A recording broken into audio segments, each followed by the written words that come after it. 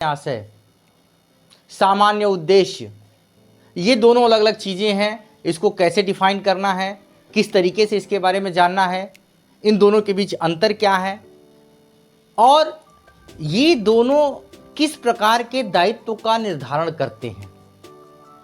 ये बहुत सारे सवाल ये उठता है कि बारेंद्र कुमार घोष को क्या प्रातिनिधिक दायित्व के तौर पे सेक्शन 34 के तहत मृत्युदंड से दंडित किया जाना चाहिए कि नहीं। तो अपराध उस उद्देश्य की पूर्ति के लिए आवश्यक था। तो आप ये नहीं कह सकते कि साहब मेरी ड्यूटी तो इतनी नहीं थी या मैं तो केवल खड़ा मात्र था। आप भले ही खड़े हों, आप उसी प्रकार दायित्व के अधीन माने जाएंगे जैसे उस अपराध को आपने अकेले किया होता।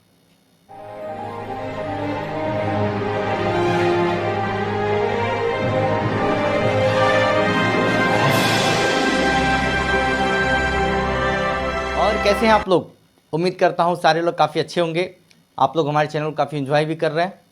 सबसे पहले आप लोगों को दिवाली की ढेर सारी शुभकामनाएं। आशा करता हूं कि सभी लोगों ने अपने परिवार के साथ दिवाली को काफ़ी एंजॉय किया होगा।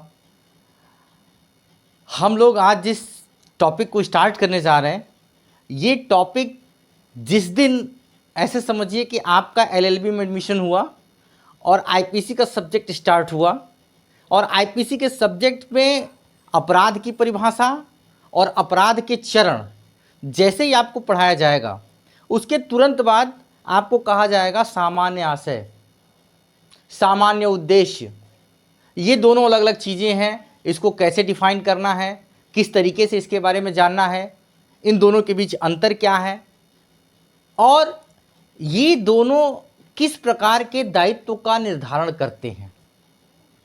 ये बहुत सारे सवाल आपके सामने आएंगे और ये इतना महत्वपूर्ण है कि IPC के सिलेबस से लेकर के PCSJ के कंपटीशन तक, HJS के कंपटीशन तक ये आपका पीछा नहीं छोड़ेगा। और जिसके दिमाग में ये कॉन्सेप्ट बिल्कुल क्लियर हो गया, उस व्यक्ति के सामने इस तरीके का कोई भी सवाल आ जाए, वो बहुत ही आसानी से इसको सॉर्ट आउट कर लेगा। अब सेक्शन 34 क्या कहता है, सेक्शन 149 क्या कहता है और इन दोनों के बीच में अंतर क्या है और इन दोनों के बीच में समानता क्या है, हम लोग एक डायग्राम से इसको समझते हैं। मैं 2 सर्कल बना रहा हूं।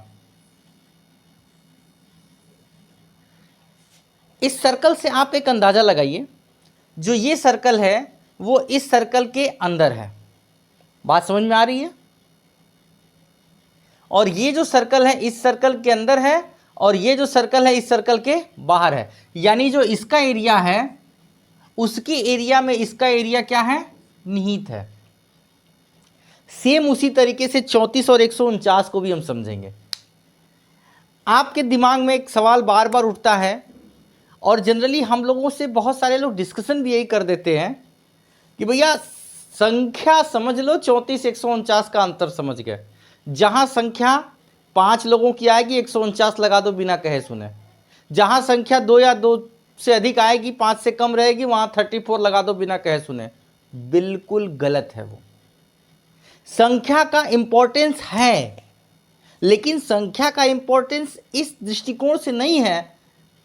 अगर इस दृष्टिकोण से होता तो 34 के परिभाषा में ये न लिखा गया होता कि जब अपने सबके सामान्य आशय के अनुक्रम में या सामान्य आशय को अग्रसर करने में 2 या 2 से अधिक व्यक्तियों के द्वारा कोई कार्य किया जाता है, तो उसके लिए यदि उनके बीच का आशय सामान्य आशय हो तो ऐसा माना जाएगा कि उस व्यक्ति ने अकेले उस कार्य को किया है।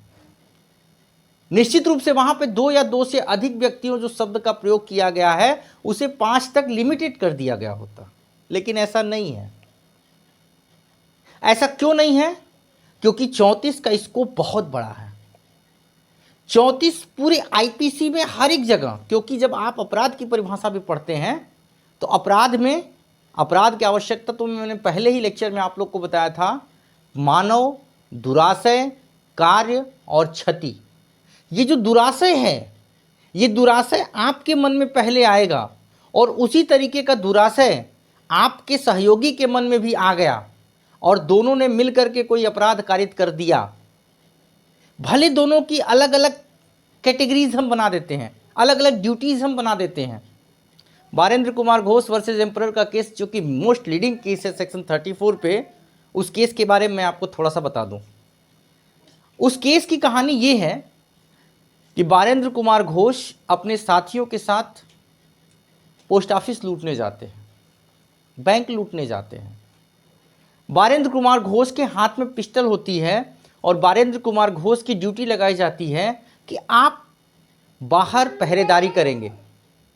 उन्हें ये नहीं कहा जाता कि आप अंदर आइए, आप लूट का सहयोगी बनिए, आप चोरी करिए, ऐसा कुछ नहीं कहा जाता। केवल उनकी ड्यूटी थी पहरेदारी करने की।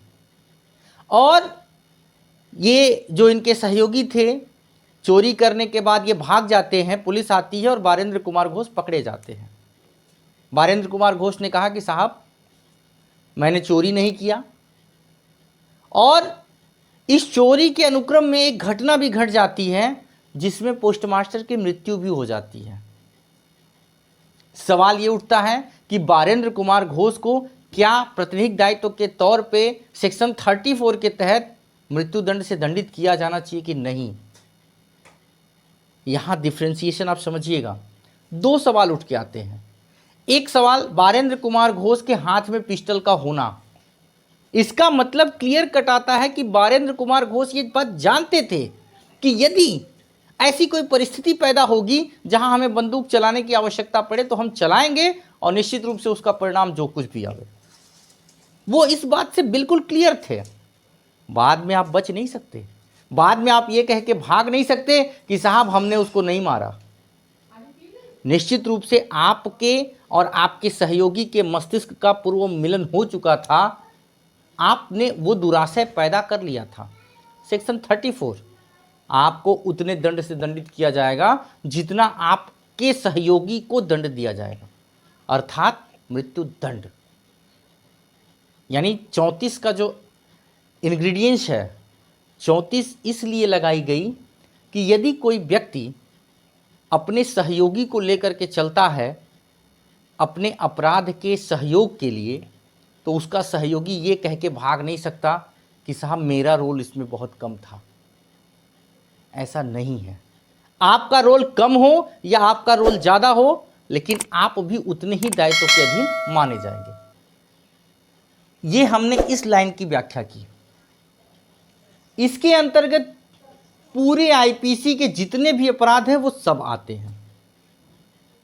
यानी जहां व्यक्तियों की संख्या 2 या 2 से अधिक हुई, अपराध आईपीसी के किसी भी सेक्शन का किया गया, सेक्शन 34 के लिए व्यवस्था बन गई। सेक्शन 34 उनको भी उतने दायित्व के अधीन ले आएगा। अब हम आते हैं इसकी बात करने। 149 क्या कहता है, अब आप जरा समझ पा रहे होंगे।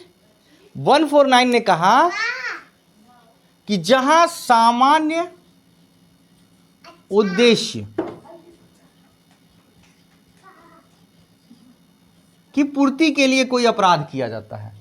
अब सवाल यह उठता है सामान्य उद्देश्य क्या है। मैं आपको एक बात और क्लियर कर दूं, सामान्य आशय को आईपीसी में कहीं परिभाषित नहीं किया गया कि सामान्य आशय क्या है। ये एक पूर्व मिलन है दिमागों का, मस्तिष्कों का। ये केस लाज में बात आई है और सर्कमस्टांसेस बताते हैं कि नहीं, इनका इंटेंशन कुछ कॉमन रहा होगा। लेकिन जैसे ही सामान्य उद्देश्य की तरफ हम जाते हैं तो सेक्शन 141 स्पेशली इसको डिफाइन करता है कि कॉमन ऑब्जेक्ट क्या होगा। 141 में कॉमन ऑब्जेक्ट को डिफाइन किया गया है और मैंने इसके लिए आप लोगों को बकायदा एक लेक्चर दिया हुआ है कि सामान्य उद्देश्य की पूर्ति के लिए यदि 5 या 5 से अधिक व्यक्ति एक स्थान पे इकट्ठा होते हैं और उनका जो उद्देश्य है वो 141 के उद्देश्य से परिणत होता है या 141 के उद्देश्य से मेल खाता है, तो उनके द्वारा जो यह कार्य किया गया उस कार्य को हम क्या कहेंगे, विधि विरुद्ध जमाव। और 143 में इसके लिए 6 महीने की सजा है। 149 बेसिकली 141 की परिधि को ही समेकित करता है, 141 के बाहर की चीजों को समेकित नहीं करता। एकदम बिल्कुल क्लियर कट करके लिख लीजिए। इसीलिए ये जो दूसरा वाला सर्किल है ये 141 के लिए है। संख्या बल से आप 34 के साथ उसके कोरिलेशन को कभी मत देखिएगा, नहीं आप परेशान हो जाएंगे, आप समझ नहीं पाएंगे। बहुत ही महत्वपूर्ण। सेक्शन 141 में जितने भी उद्देश्य बताए गए हैं उन उद्देश्य की पूर्ति करने में यदि 5 या 5 से अधिक व्यक्तियों के द्वारा विधि विरुद्ध जमाव का सदस्य बनते हुए अपराध कारित किया जाता है तो वह भी उसी प्रकार से दायित्व के अधीन होंगे जैसे 34 में हो रहे थे। बात समझ में आ गई? यानी अगर हम ये कहें कि अपने सबके सामान्य उद्देश्य के अनुक्रम में 5 या 5 से अधिक व्यक्तियों के द्वारा सरकार के खिलाफ कोई कार्य किया जाता है जिससे सरकार के प्रति मन में भाव गलत पैदा हो या किसी विधिपूर्ण आदेशिका के निष्पादन में प्रतिरोध किया जाता है 5 या 5 से अधिक व्यक्तियों के द्वारा, और एक व्यक्ति उसमें क्या करता है, वो आकर के भीड़ का हिस्सा बनता है, उसे इस बात की जानकारी बखूबी तो नहीं है लेकिन बाद में जानकारी होती है कि ये लोग इसीलिए खड़े हैं और वो उस भीड़ का हिस्सा बना रहता है और उसके द्वारा, उस भीड़ के सदस्यों के द्वारा कोई अपराध कारित कर दिया जाता है जो अपराध उस उद्देश्य की पूर्ति के लिए आवश्यक था। तो आप ये नहीं कह सकते कि साहब मेरी ड्यूटी तो इतनी नहीं थी या मैं तो केवल खड़ा मात्र था। आप भले ही खड़े हों, आप उसी प्रकार दायित्व के अधीन माने जाएंगे जैसे उस अपराध को आपने अकेले किया होता। आप लोग बिल्कुल क्लियर समझ पा रहे होंगे कि 34 और 149 दोनों ही एक जिम्मेदारी की बात कर रहे हैं, एक दायित्व की बात कर रहे हैं, और उस दायित्व के तहत आप यदि इसको इस तरीके से देखें कि एक दूसरे के रिप्रेजेंटेटिव के तौर पे कार्य कर रहे हैं, यानी एक गलती करेगा सजा दूसरे को भी मिलेगी मात्र साथ रहने से, ऐसे दायित्व को हम कहते हैं प्रतिनिधिक दायित्व, विकेरियस लायबिलिटी। यानी इस लेक्चर से आपने दो चीज़ें समझी। एक तो आपने ये समझा कि 34 का एरिया बहुत बड़ा है और 149 का एरिया लिमिटेड है 141 तक, और इस दोनों उद्देश्य या दोनों क्राइटेरियाज के बाद आपने ये समझा कि ये दोनों ही सेक्शन वास्तव में केवल लायबिलिटी के लिए लगाए जाते हैं। इसलिए इस सेक्शन को हम प्रतिनिधिक दायित्व का एक एग्जाम्पल भी कहते हैं। ये तो हो गया सेक्शन 34 और 149। अब हम इन दोनों के बीच के डिफरेंस की भी बारे में बात करते हैं। आपसे बता दें फटाफट 149 और सेक्शन 34 के बीच डिफरेंस क्या है। तो पहला आपने अंतर क्या देखा, सामान्य आशय कहीं परिभाषित नहीं है, परिभाषित नहीं, जबकि उद्देश्य क्या है, परिभाषित है। किसमें, 141 में। पहला अंतर बिल्कुल क्लियर हो गया। अब दूसरे अंतर की बात यदि हम करें तो सेक्शन 34 के लिए 2 या अधिक, यानी मिनिमम संख्या कितनी, 2। मिनिमम संख्या कितनी, 2, जबकि 149 के लिए मिनिमम संख्या कितनी, 5। 149 के लिए 5 या अधिक।